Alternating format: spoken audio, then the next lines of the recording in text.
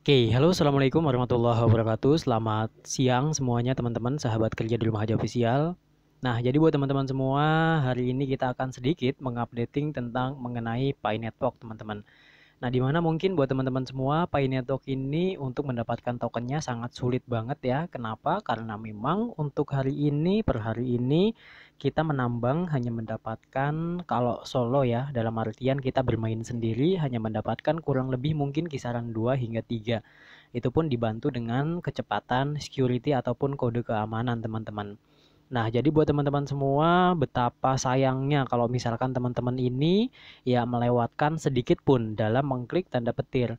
Apa yang terjadi kalau misalkan teman-teman hingga kelewatan dalam mengklik tidak continue, maka penghasilan teman-teman pun ya tentunya akan berkurang. Kenapa? Karena memang seharusnya teman-teman mengaktifkan lebih disiplin lagi agar hasilnya pun lebih maksimal.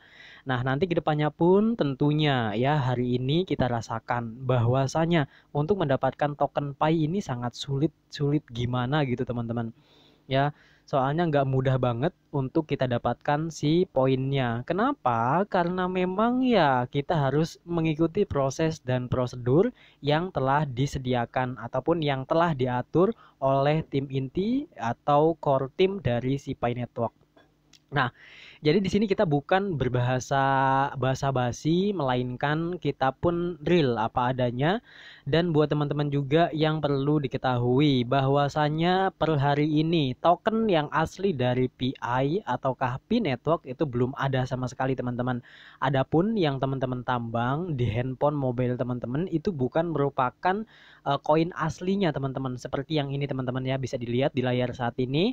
Nah, di mana saya memiliki kisaran 9.524 token Pi. Ini bukan merupakan apa ya, bukan merupakan sesuatu yang real, melainkan ini hanya angka-angka aja, teman-teman. Nah, terus gimana, Bang, untuk token yang aslinya? Untuk token yang aslinya itu sedang dipersiapkan dan tentunya didaftarkan di jaringan.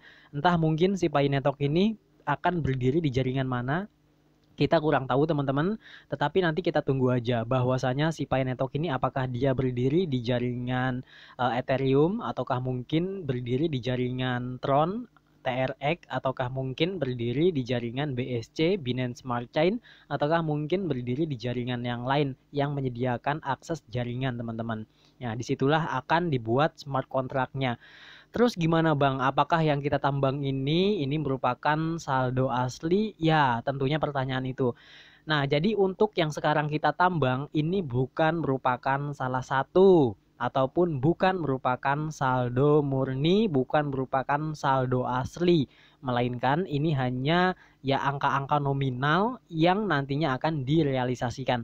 Dalam artian realisasi berarti diwujudkan.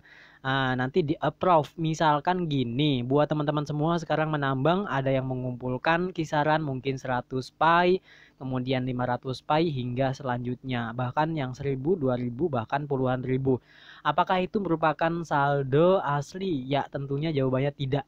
Ya, tidak sama sekali. Itu merupakan salah satu teman-teman ya hanya nominal-nominal kosong yang nantinya akan direalisasikan ketika memang blockchain sudah dibentuk dan tentunya sudah berdiri di atas jaringan. Dalam artian nanti hasil menambang kita ini pun nggak langsung dikreditkan. Itu sulit banget untuk mendapatkannya. Ya, kita harus melakukan proses step by step, checklist menyeklis yang telah disediakan oleh si Pi. Terutamanya buat teman-teman semua untuk mendapatkan ataupun untuk mengklaim ataupun mengambil ya atau mengambil hak yang telah kita peroleh, teman-teman itu harus mengikuti protokol-protokol yang telah ditentukan ataupun aturan-aturan yang telah disediakan, yang telah diatur oleh tim inti. Di antaranya apa aja, Bang? Ya, tentunya untuk aturan-aturannya teman-teman mungkin di video sebelumnya saya telah ngomong panjang lebar kisaran setengah jam menjelaskan tentang adanya ya untuk checklist menyeklis ataupun step by step yang telah diatur oleh tim inti. Ya tentunya teman-teman semua harus ikutin aturannya untuk teman-teman bisa mengklaim ataupun mengambil hak akses yang telah teman-teman peroleh. Di antaranya teman-teman mungkin ada beberapa checklist ataupun step by step yang teman-teman harus ikuti dan kemudian teman-teman harus patuhi. Di antaranya teman-teman yang pertama, teman-teman itu harus membuat dompet wallet. Yang belum membuat dompet wallet, segera untuk membuat dompet wallet. Gimana caranya? Di video sebelumnya saya telah menjelaskan tentang bagaimana caranya untuk membuat dompet wallet ataupun frasa sandi ataupun wallet address. Nah, kemudian teman-teman yang kedua. Nah, di mana yang kedua ini teman-teman itu harus patuhi untuk masalah penambangan. Di mana penambangan ini teman-teman, ya kalau misalkan teman-teman itu mengajak rekan yang lain untuk bergabung di Pi, harap jangan melakukan cloning ataukah mungkin pembuatan akun ganda bahkan akun fake alias akun palsu yang dipalsukan dengan tujuan meraih ataupun meraup keuntungan secara pribadi, finansial karena keserakahan. Itu nggak boleh. Kemudian aturan yang ketiga, setelah teman-teman semuanya mengikuti ini, maka teman-teman patuhi yang ketiga, yaitu ikutin aturan-aturan yang telah diberikan oleh tim inti, yang telah disediakan oleh tim inti. Di antaranya teman-teman harus disiplin untuk menandakan bahwasanya teman-teman ini bukan merupakan akun bot ataukah akun robot. Teman-teman itu harus mengklaim setiap 24 jam satu kali untuk memulai memining ataupun menambang. Itu yang ketiga, teman-teman. Kemudian yang keempat, teman-teman, setelah semuanya proses itu kita lalui, yang keempat teman-teman juga harus melakukan yang namanya pengesahan akun alias perbaikan akun ataupun menyinkronkan akun. Akun teman-teman dengan data diri teman-teman itu harus sinkron alias sinkronisasi. Semuanya harus sama sesuai fakta dan data yang teman-teman miliki. Contohnya, kendala di bagian yang keempat ini teman-teman mungkin mengalami nama yang salah, harap diperbaiki. Kemudian juga mungkin ada yang belum verify nomor handphone, segera untuk melakukan verify. Kemudian juga yang belum melakukan verifikasi Facebook, segera untuk melakukan verify di Facebook. Kemudian juga yang belum melakukan verify di email, segera untuk melakukan verify di email. Nah, itulah aturan-aturan yang teman-teman harus sinkronkan atau yang teman-teman harus lakukan. Ya, sesuaikan data-data akun dengan data-data pribadi teman-teman semua. Nah, itu harus diikuti teman-teman. Kemudian setelahnya ketika memang step yang keempat ini sudah kita patuhi, kemudian juga kita sudah ikuti dengan bijaksana, teman-teman pun akan melangkah ke fase berikutnya ataupun aturan yang kelima. Di mana aturan yang kelima ini teman-teman itu harus mengikuti aturan yang telah ditetapkan, yaitu teman-teman harus melakukan KYC. Ya, sering mungkin saya kata-katain tentang masalah KYC. Ada apa dengan KYC? Sebenarnya fungsi KYC apa? Teman-teman itu kalau misalkan teman-teman ingin mengklaim ataupun ingin mengambil hak teman-teman selama menambang, teman-teman itu harus melakukan KYC ataupun Know Your Customer atau KYC. Apapun penyebutannya semuanya sama aja. Ujung-ujungnya pun pengenalan nasabah ataupun mengenali ya orang-orang yang ada di Pi. Nah, fungsinya apa teman-teman? Kita melakukan KYC. Yang pertama itu ya untuk membuktikan bahwasannya kita ini adalah manusia asli, bukan manusia buatan ataukah bukan suatu lembaga organisasi yang mengambil keuntungan. Kemudian juga bukan merupakan ya orang-orang yang memiliki banyak akun. Itu fungsi KYC yang pertama ya dari segi core team. Jadi core team itu bisa menyortir mana akun palsu, mana akun yang real, kemudian mana orang-orang yang memiliki banyak akun, kemudian juga mana organisasi-organisasi yang memang dia memanfaatkan si Pi ini. Jadi dia bisa menyortir dengan cara KYC. Mungkin paham sampai sini teman-teman ya. Dan kemudian setelah itu tentunya setelah melakukan KYC dan fungsinya apa lagi? Ya tentunya fungsinya teman-teman ini untuk melepaskan ataupun mengklaim ataupun mengkreditkan koin ataupun mengkreditkan token-token Pi ke dompet teman-teman semua. Tanpa adanya KYC maka itu hanya angka-angka aja. Ya itu hanya angka-angka aja, angka-angka kosong, angka-angka yang memang ya scam ya, bisa disebut bahasa kata kasarnya seperti itu.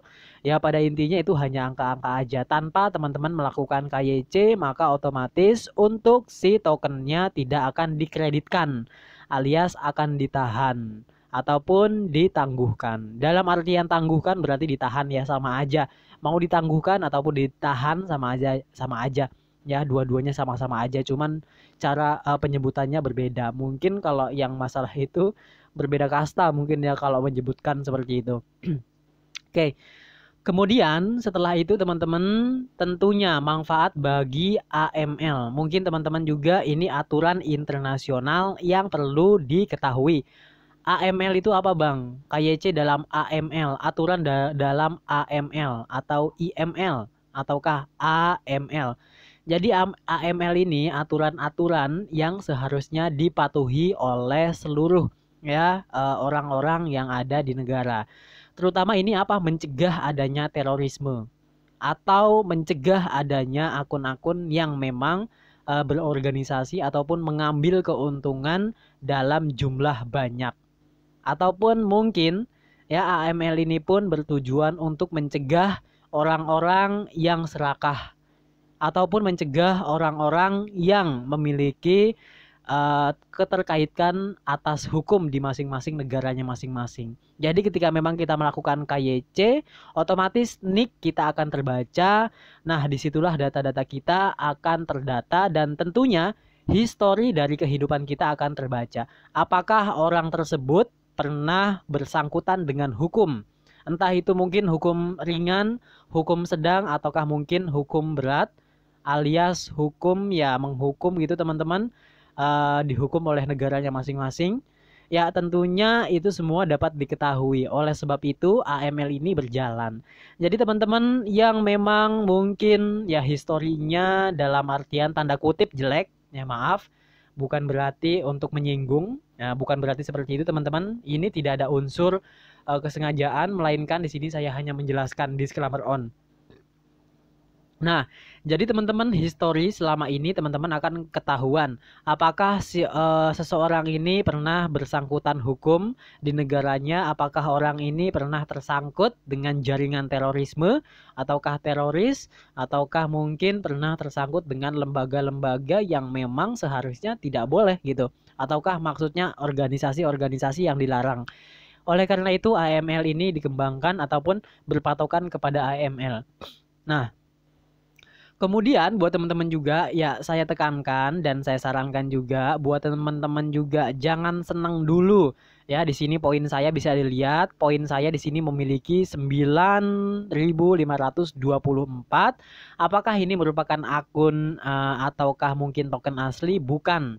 Buat teman-teman semua ini bukan merupakan token asli. Token yang asli ini teman-teman ini masih dalam tahap proyek dan sedang dikembangkan ataupun sedang dibuat di atas jaringan.